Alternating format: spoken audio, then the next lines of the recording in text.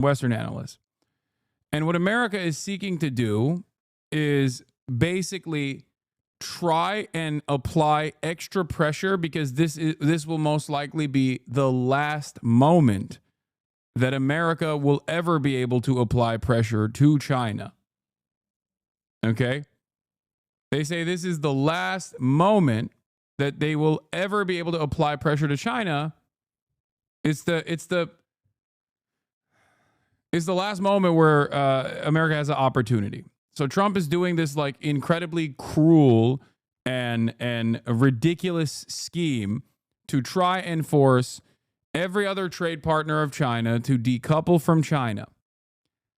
The problem, however, is, and you might have noticed why I said this is America's last opportunity to do this, is because America is on a two-legged stool. So even I think Western analysts that cope about China's positioning on the global stage as a trade partner, they are still very aware of America's position on the global stage as well. That is precisely the reason why the Americans, this is precisely the reason why it's like the last ditch effort to basically apply pressure and try to tilt Chinese manufacturing. And if they don't do this now, then it's over. It's completely fucking over. Okay?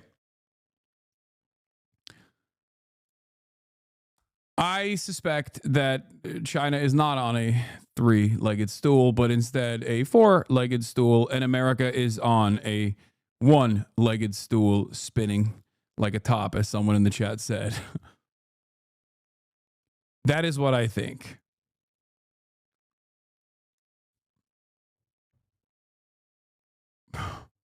America's on a one-legged stool spinning like a top, and the leg of the stool is also made in China.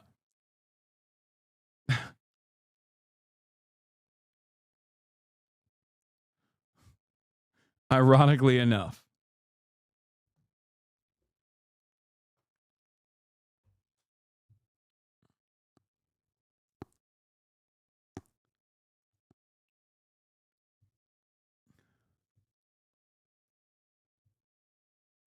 The analogy with a three-legged stool is that it means it doesn't wobble at all. A four-legged can wobble. Okay, whatever. Fucking two-legged stool for China and one-legged stool for America then.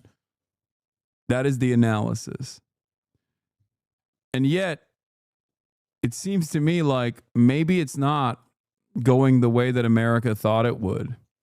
As ASEAN joins Japan, China, and South Korea in protectionism warning. Finance and central bank chiefs reaffirm commitment to free trade. Here is the statement, not paywalled.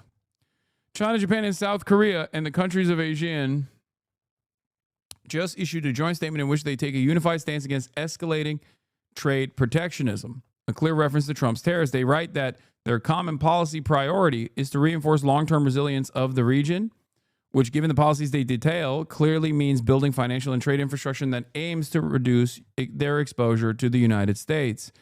The statement outlines a comprehensive strategy to strengthen trade between the signatories, enhance local currency bond markets, and reduce dependence on Western financial institutions via, for instance, their expansion of the Chiang Mai Initiative Multilateralization, CMIM.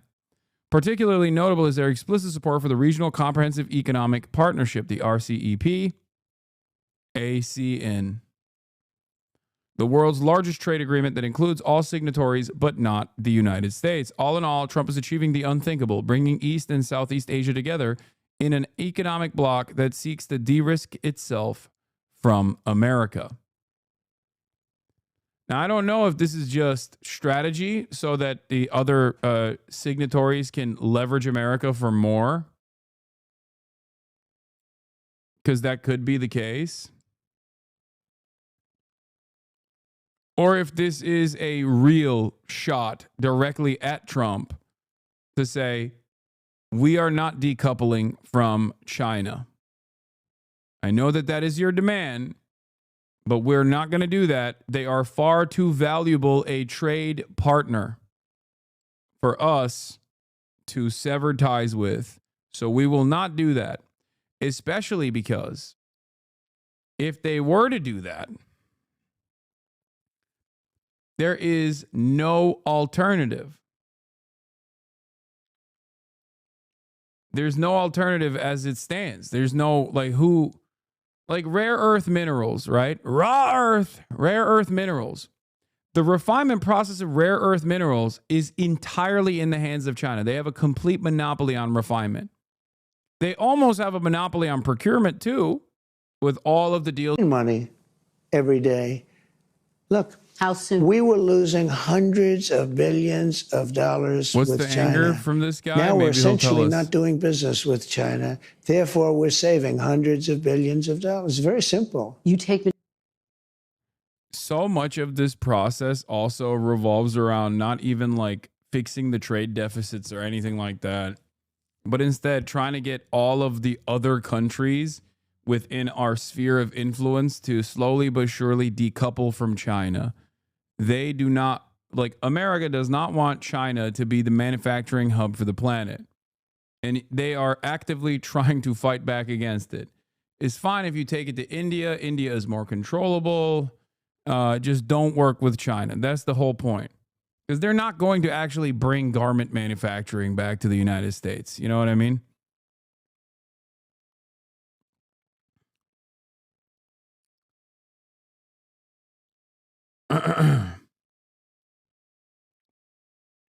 So I don't know. I don't think this is going to be able to. I don't think he's going to see much success in this regard.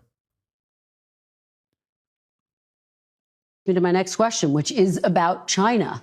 They've been making a number of public statements. Very positive statements the last 24 hours. Well, and most recently, they said before talks could happen, the U.S. would need to remove unilateral tariffs. Would you consider dropping the tariffs to get China to the negotiating table? No. They first of all, you're giving me a statement that was said a week ago. You're not giving the statement that was said today. I have May 2nd Chinese Commerce Ministry. Do you know what they said today? The U.S. wants to negotiate. It should show sincerity by preparing to take actions in correcting its mistakes and canceling the unilateral tariffs. They made, first of all, they made numerous statements. Yes, they've made numerous statements. You know how many people speak for China? It's like 50 they've made numerous statements. I can give you a statement for any occasion. Yes. But they said today they want to talk. Look, China, and I don't like this. I'm not happy about this. China's getting killed right now. They're getting absolutely destroyed. Their factories are closing. Their unemployment is going through the roof. I'm not looking to do that to China. So here's what I'll say.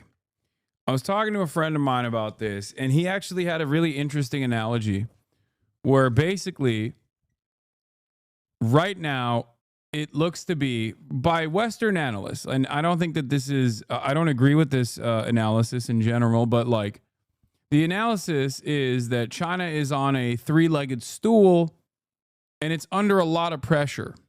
You know, there's issues with its real estate market, and they have issues with their birth rate decline, and there's not a lot of great future prospect for China. This is the analysis from the Western world, right?